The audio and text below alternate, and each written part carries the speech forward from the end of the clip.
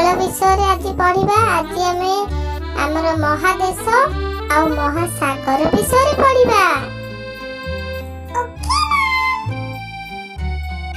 ଜାଣିଛ ପିଲାମାନେ, ଆମର କେତୋଟି ମହାସାଗର ଅଛି?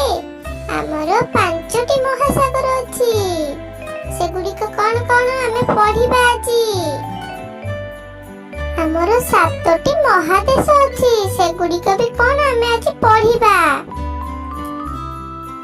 ତମମାନଙ୍କ ଭିତରୁ କାହାକୁ କାହାକୁ ମହାସାଗର ଆଉ ମହାଦେଶ ବିଷୟରେ ମନେ ଅଛି? କିଏ ଜାଣିଛ କହିବଟି ମତେ?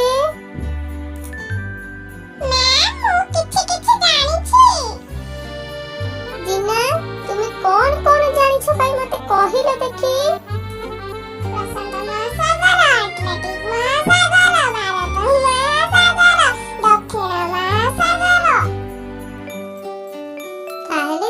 କିଛି କିଛି ମହାସାଗର ବିଷୟରେ ଜାଣିଛନ୍ତି ତ ପିଲାମାନେ। ଚାଲ ଆଜି ଆମେ ମହାସାଗର ବିଷୟରେ ପଢିବା। ମୁଁ ସମସ୍ତଙ୍କୁ ମହାସାଗର ଓ ମହାଦେଶ ବିଷୟରେ ଆଜି କହିନେବି। ପିଲାମାନେ, ଆମର 5ଟି ମହାସାଗର ଅଛି। କଣ କଣ ସେଗୁଡ଼ିକ ହେଲା? ସେଗୁଡ଼ିକର ନାଁ ଆମେ ପଢିବା। କଣ କଣ? ପ୍ରଥମେ ପ୍ରଶାନ୍ତ ମହାସାଗର, ଦ୍ୱିତୀୟରେ ଆଟଲାଣ୍ଟିକ ମହାସାଗର, ତୃତୀୟରେ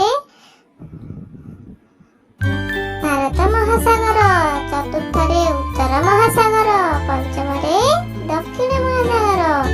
ପ୍ରଶାନ୍ତ ମହାସାଗରଟି ଆମର ସବୁଠାରୁ ବୃହତ୍ତମ ମାନେ ବଡ଼ ମହାସାଗର ଅଟେ।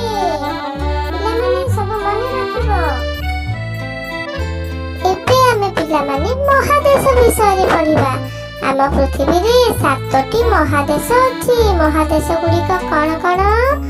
1 ଏସିଆ, 2 ୟୁରୋପ, 3 ଆଫ୍ରିକା, 4 ଅଷ୍ଟ୍ରେଲିଆ, 5 ଉତ୍ତର ଆମେରିକା, 6 ଦକ୍ଷିଣ ଆମେରିକା, 7 ଆଣ୍ଟାର୍କଟିକା।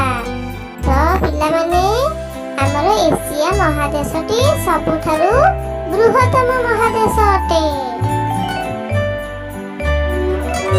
ପିଲାମାନେ, ଆଜି ଆମେ ମହାସାଗର ଆଉ ମହାଦେଶ ବିଷୟରେ ପଢିଲେ।